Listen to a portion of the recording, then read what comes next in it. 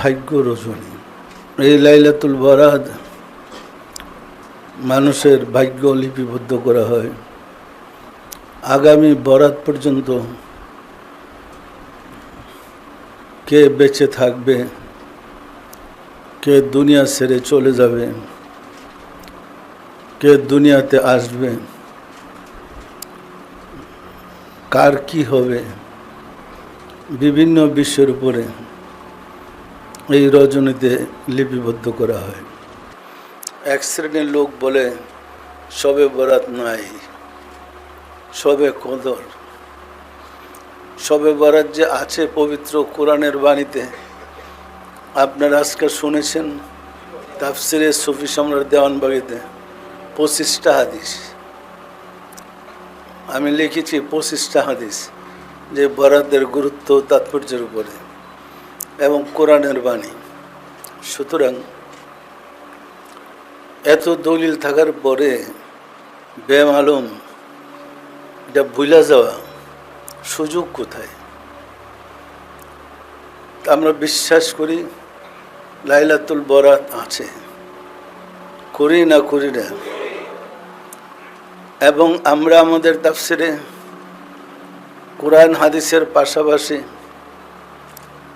বাস্তব অভিজ্ঞতার আলোকে বরাতের অনুষ্ঠানটা কিভাবে কোথায় হয় তাও বিস্তারিত লিখেছি।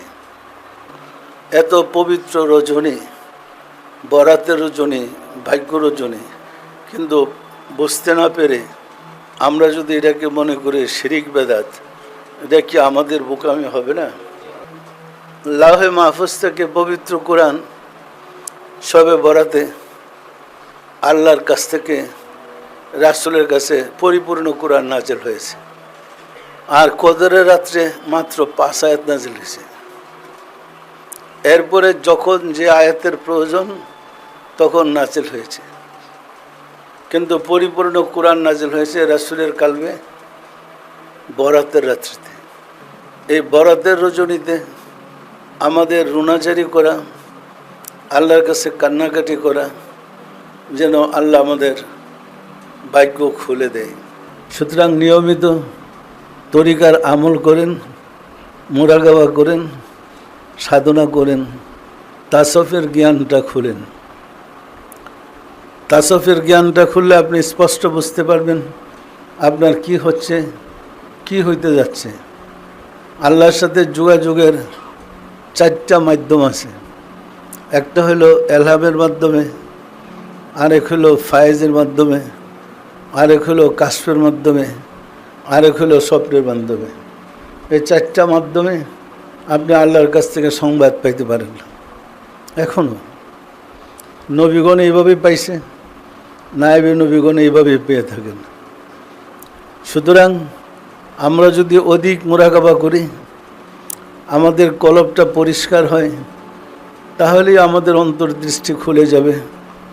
আমরা দেখতে পারবো বরাত কি, ভাগ্য রজনী কি, কীভাবে হিসাব কিতাব হয় সেটা উপলব্ধি করতে পারবো। যদি না বুঝি, শুধু শুধু গল্প করে তো লাভ হবে না। সাধনা করে আমাদেরকে অর্জন করতে হবে।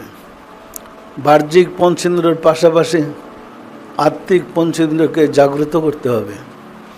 আত্মিক পঞ্চেন্দ্র জাগ্রত হইলেই আপনি আধ্যাত্মিক জগৎ সম্বন্ধে বুঝতে পারবেন, তাসাউফ সম্বন্ধে বুঝতে পারবেন, আল্লাহ সম্বন্ধে বুঝতে পারবেন, রাসূল সম্বন্ধে বুঝতে পারবেন, সমস্ত নবী রাসূল সম্বন্ধে জানতে পারবেন। যে কোনো বিষয় আপনার কাছে আপনার মেটারে ধরা পড়বে, কোথায় কি হচ্ছে। ফায়েজের দ্বারা এই 4টা পদ্ধতি আছে। ফায়েজের দ্বারা সাথে সাথে বোঝা যায়, অন্তর্দৃষ্টি দ্বারা বোঝা যায়, স্বপ্নের মাধ্যমে জানা যায়, আর এলহামের মাধ্যমে। এলহাম হইল আপনার ভিতরে একটা সংবাদ আসলো যে এই ঘটনা ঘটতেছে, স্পষ্ট কণ্ঠটা আপনার কানে বাজবে। ডাইনিং বেরতে গেলে কিছুই দেখবেন না, তখন বুঝতে হবে যে এটা আপনার ভিতর থেকে আসছে সংবাদটা। সুতরাং এই জিনিসটা সাধনা করে অর্জন করতে হবে। পবিত্র কোরআন আল্লাহ বলছে লাকাদ জারানা লি জাহান্নামা কাসীরাম মিনাল জিন্নি ওয়াল ইনস লাহুম কুলুবুল লা ইয়াফকাহুনা বিহা ইলা আখির। বলেছেন অধিকাংশ জিন এবং ইনসানকে আমি সৃষ্টি করেছি জাহান্নামের জন্য। এরা কারা? তাদের চোখ আছে, দেখে না, অর্থাৎ তাদের অন্তর্চক্ষু খোলা নেই। তাদের কান আছে, শুনে না, অর্থাৎ তাদের এলহামের কান খোলা নেই। তাদের জবান আছে, বলতে পারে না, অর্থাৎ তাদের আত্মার মুখ জাগ্রত নাই। তারা জিন্নি ওয়াল ইনস এই তিনটা শ্রেণীর লোকদের কথা বলতে গিয়ে আল্লাহ বলেন লাহুম কুলুবুন লা ইয়াফকাহুনা বিহা ওয়া লাহুম আয়ুনুন লা ইবসিরুনা বিহা ওয়া লাহুম আযানুন লা ইয়াসমাউনা বিহা উলাইকা কাল আনআম। তারা কেমন? যার চোখ আছে, দেখে না, কান আছে, শোনে না, জবান আছে, জিকির নাই, কলবে জিকির নাই। এরা পশুর মতো। প্রথম বলছে ওদের মেসাল হলো পশুর, পরে বলে বালহুম আদাল, বরং পশুর চেয়েও নিকৃষ্ট। পশুর চেয়ে নিকৃষ্ট। পশুর চেয়ে নিকৃষ্ট কি? পশু তো জবাই করলে খাওয়া জায়েজ আছে, কিন্তু কিছু প্রাণী আছে জবাই করলে এটা খাদ্য হয় না, অখাদ্য। আছে না নাই? শূকর, কুকুর ধরেন, তারা পশুর চেয়েও নিকৃষ্ট। সুতরাং আমাদেরকে মানুষ হইতে হবে, চরিত্রে মানুষ হইতে হবে। চরিত্রে মানুষ না হওয়া পর্যন্ত আমরা আল্লাহর সম্বন্ধেও জানব না, রাসূল সম্বন্ধেও বুঝতে পারবো না, আর লাইলাতুল বরাত তো বুঝবই না। সুতরাং মহব্বতের সাথে নিয়মিত মোরাকাবা করেন, নিজের এই চোখগুলা খুলেন, অন্তর্দৃষ্টি জাগ্রত করেন, এলহামের কান খুলেন এবং নিজের কলবটাকে পরিষ্কার করে নিন। সম্মানিত আশিকে রাসূলেরা মোরাকাবার মাধ্যমে এই জিনিসগুলা হইলে তখন ধর্ম বোঝার জন্য আর কোথাও যাওয়া লাগবে না। আপনারই হবেন নাইবে রাসূল, আপনাদেরকে নাইবে রাসূল বলবে।